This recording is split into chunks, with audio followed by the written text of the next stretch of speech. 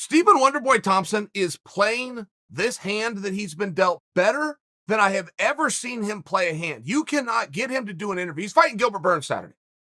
I'm telling you that because you might not know, because if you ever hear Wonderboy or read Wonderboy or observe Wonderboy in the last month, all he's talked about is Usman, and he's making it very clear that with a win over Gilbert Burns, I am fighting Usman. That is brilliant.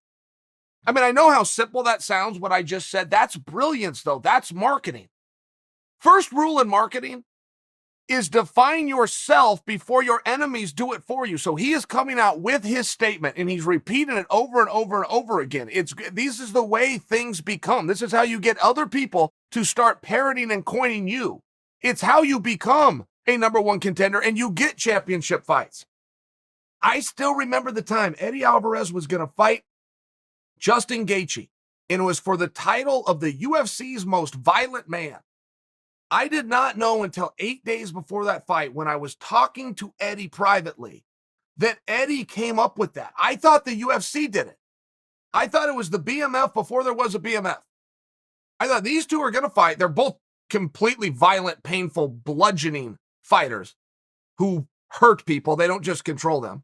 I thought somebody else saw that and established that this is for the UFC's most violent man, because everybody went with it. Eddie wasn't just saying it. Gaethje wasn't just saying it. Their coaches, their trainers, managers, pundits everywhere were saying it. I didn't know this was Eddie's.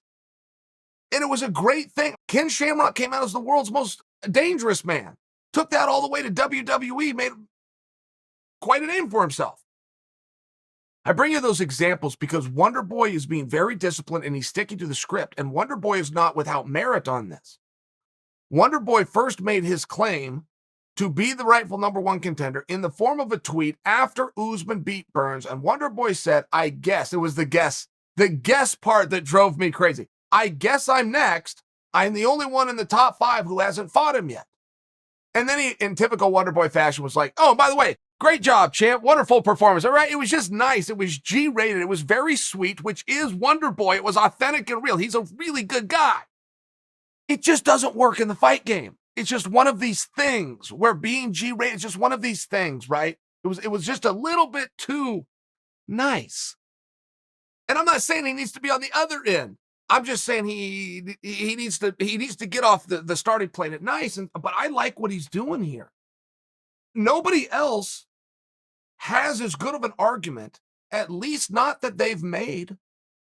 Nobody else is saying, if I win this fight, and this includes Gilbert Burns, his opponent. Gilbert Burns is not coming out. Gilbert Burns is, every time he does an interview, he's talking about Wonderboy Thompson.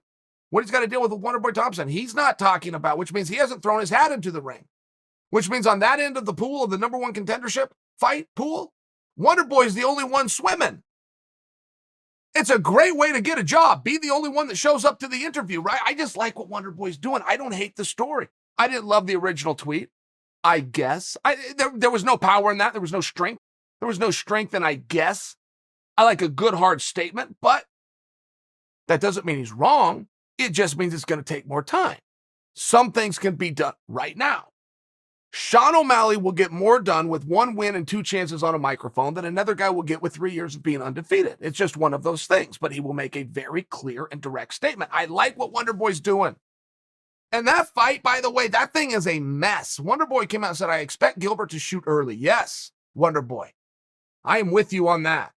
I think that Gilbert is going to try to get you down to the ground. Now, Gilbert is not a fish out of water on his feet by any means. He's not extremely dynamic like Wonderboy is. But Mike Tyson wasn't dynamic either. It was straightforward. It was power, and it was coming in bunches. So it's an interesting contest. I do think that Gilbert is well aware he will be better served on the ground. I think that Gilbert also knows what I'm telling you to be true, which is taking Wonderboy down is hard.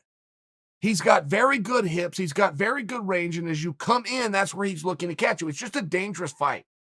Wonderboy is a very dangerous fight. Even aside from the I guess and the G-rated and the playfulness and that handsome smile, that's a rough night in a cage. You get stuck in there with Stephen Thompson. I'm very intrigued by this match. And this match does lack one thing, which is meaning. What does it mean? What does it mean for the winner?